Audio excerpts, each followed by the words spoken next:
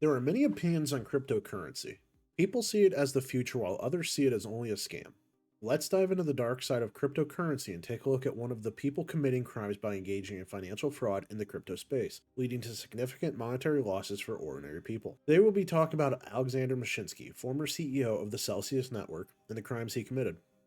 Alex Mashinksy was born in 1965 in the Soviet Union. In the 1970s, his family moved to Israel. When he was young, he began to tinker with things and had been known to tap into and use public phone lines. As a teenager, he started his entrepreneurial journey by buying and reselling confiscated items from the Ben Gurion Airport in Israel. He attended several university courses for electrical engineering but did not finish his degree. He went on to serve in the Army and moved to the United States in 1988. From the 1990s through 2016, he continued his entrepreneurial journey in telecommunications. He was an early developer of VoIP, or Voice over Internet Protocol. He founded several companies in the space, one that offered computer-based VoIP services and a trading platform to allow telecom companies to trade their unused bandwidth.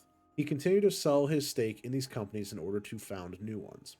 This continued until 2017 when he founded Celsius Network. Celsius Network was a borrowing and lending platform for digital assets such as Bitcoin, Ethereum, and other cryptocurrencies. The company encouraged its customers to unbank themselves. It offered interest rates as high as 18.6% on deposits. He became known for wearing his t-shirts that said, "Banks are not your friends," during his weekly live streams. In January 2022, Mashinsky took control of Celsius's trading strategy.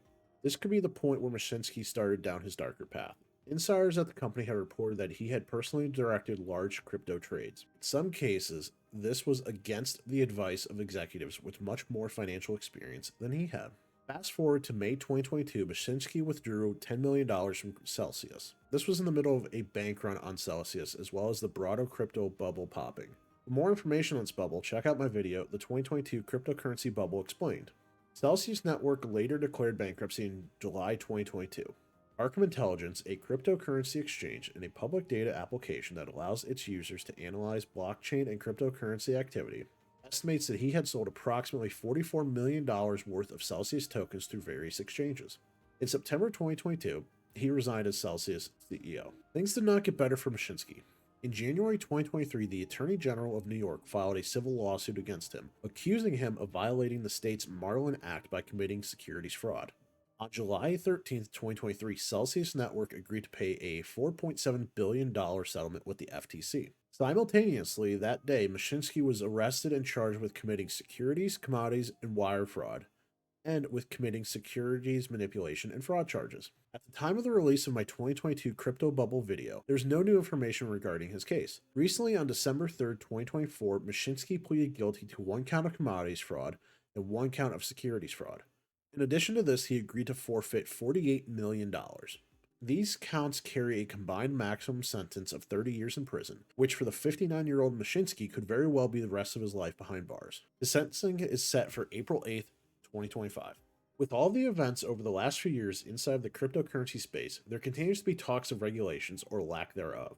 What regulations make sense in order to prevent things like Celsius Network's collapse, but also don't overly constrict things? Let me know in the comments below. The fact that CEOs like Mashinsky are being prosecuted for these frauds is a positive sign that the FTC and the SEC are looking into these companies. This is one example of an individual being held accountable for their actions. The unfortunate part is that it may be too little too late for some customers. They may never get their money back, even with the pleas and settlements. How else should we hold these people accountable?